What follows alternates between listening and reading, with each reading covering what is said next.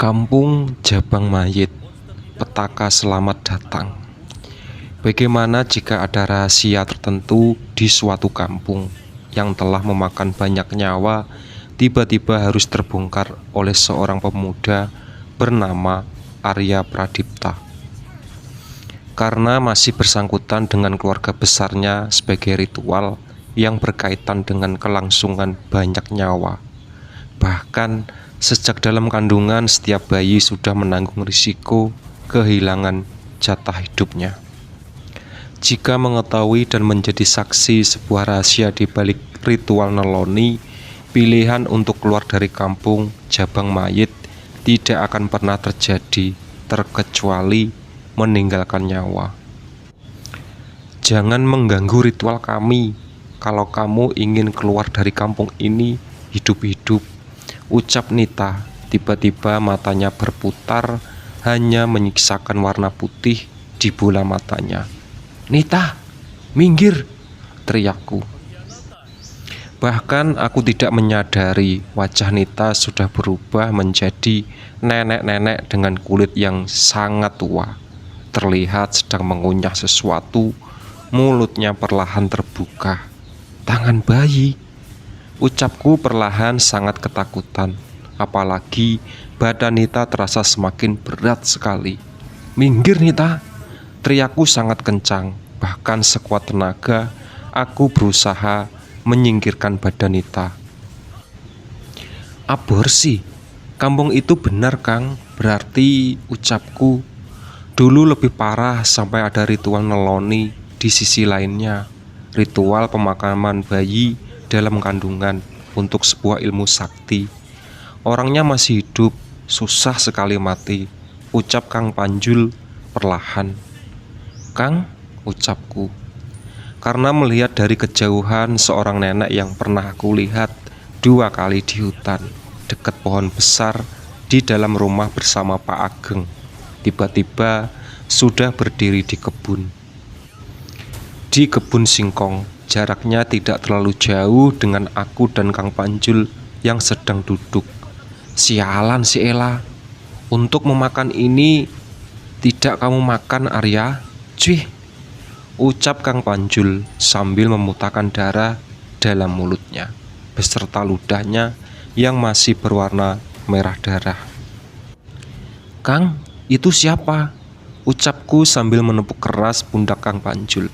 "Benar saja, ayo pergi Arya, pulang," jawab Kang Panjul sambil menarik tanganku sangat kencang sampai badanku hampir terguling oleh tarikan Kang Panjul.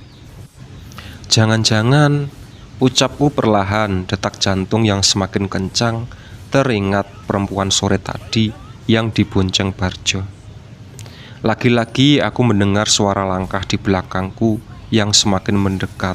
Bahkan aku yang ketakutan langsung membalikkan badan. Lagi-lagi tidak ada siapapun. Terlihat Pak Ageng sudah bersujud di atas tanah merah, membuat sangkaanku dibenarkan oleh kenyataan yang sedang aku saksikan sekarang akibat kotornya baju dan celana Pak Ageng. Tidak lama pintu belakang rumah panggung terbuka. Keluarlah seorang nenek-nenek dengan rambut terurai panjangnya semakin jelas karena terkena cahaya obor, membawa tampah di atasnya sudah banyak darah sekali. Tiba-tiba terasa getar di celanaku, lalu bunyi dering handphone yang beruntungnya tidak terlalu kencang. Dengan cepat aku melihat pesan yang masuk. Apalagi ternyata aku baru sadar di tempatku terdiam sekarang ada sinyal yang masuk. "Gama," ucapku dalam hati sangat kaget. "Budi sudah berada satu kampung dengan kamu, Arya. Kamu dalam bahaya, hati-hati."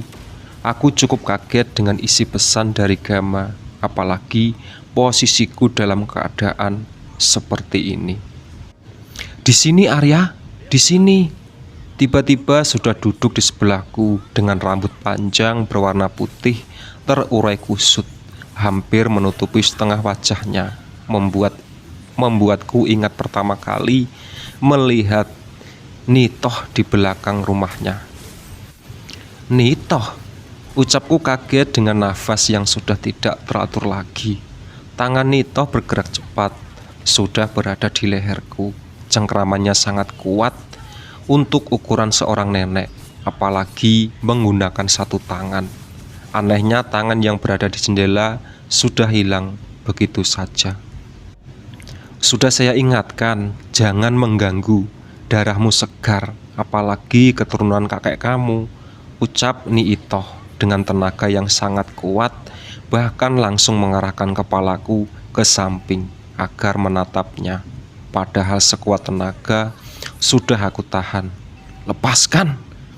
Ucapku tersendak-sendak karena kuku tangan Niitoh yang sedang berada di leherku perlahan akan menancap.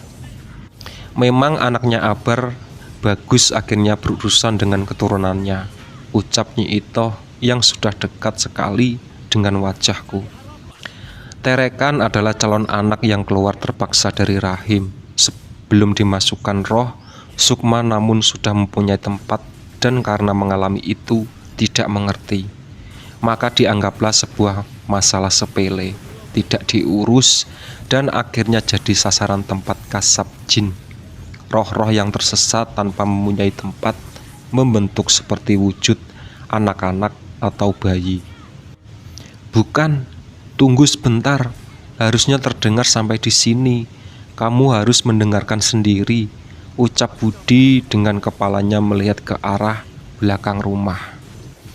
Aku masih kebingungan dengan maksud yang Budi ucapkan, apalagi beberapa jam barusan berada di dalam rasa ketakutan.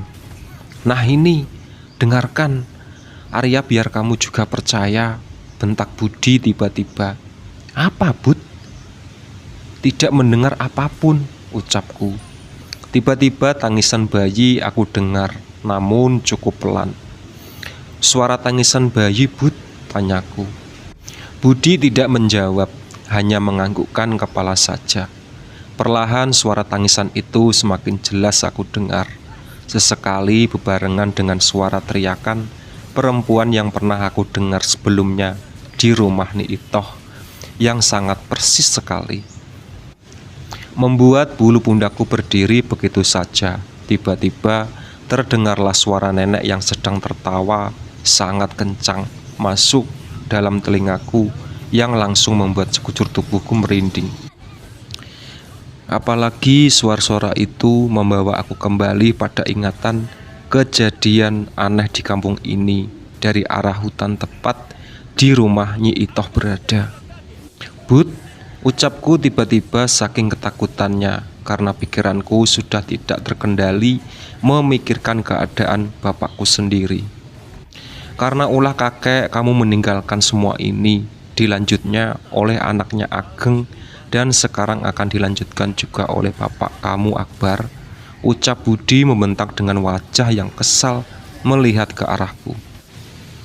Bud, kalau begitu awal semua kampung ini membiarkan Niitoh seperti sampai sekarang, kakek Ambar, tanyaku perlahan. Dalang kutikan itu hadir setelah lahir Akbar dan Ageng. Setiap orang yang mengandung dan menginjak 3 bulan janinnya akan hilang begitu saja oleh kesaktian Niitoh. Nini dukun beranak biadab itu semakin bebas melakukannya. Kesaktiannya bertambah semakin juga dipermudah semua keinginan kakek kamu di kampung ini.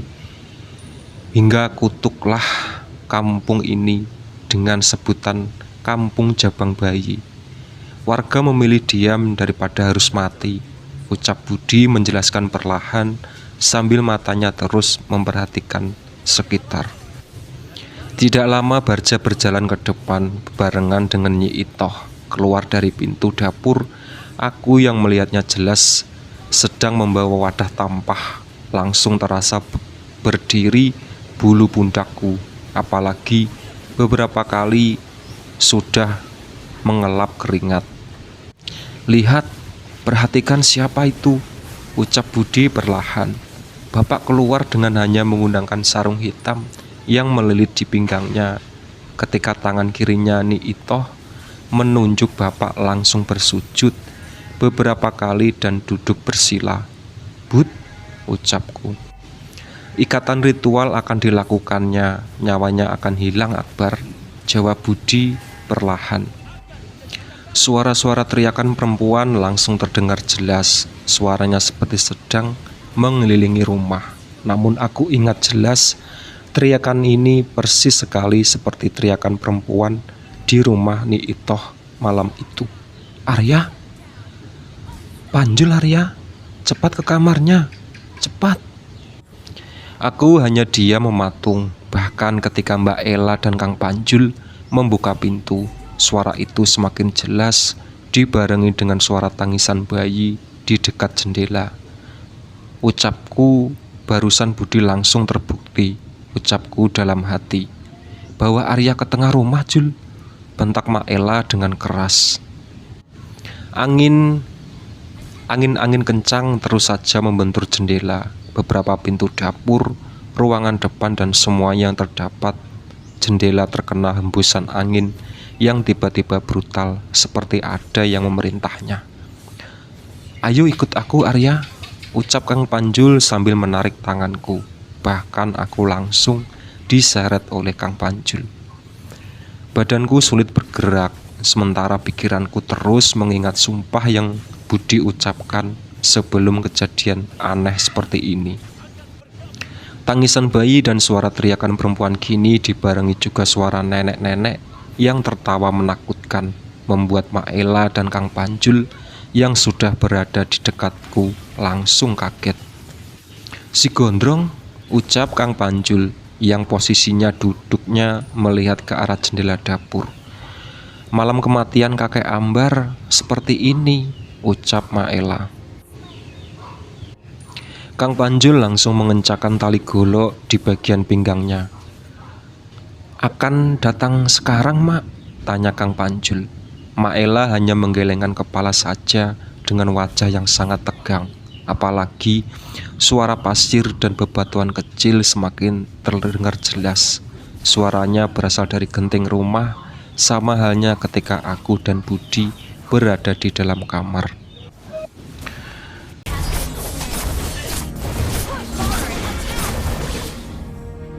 Siang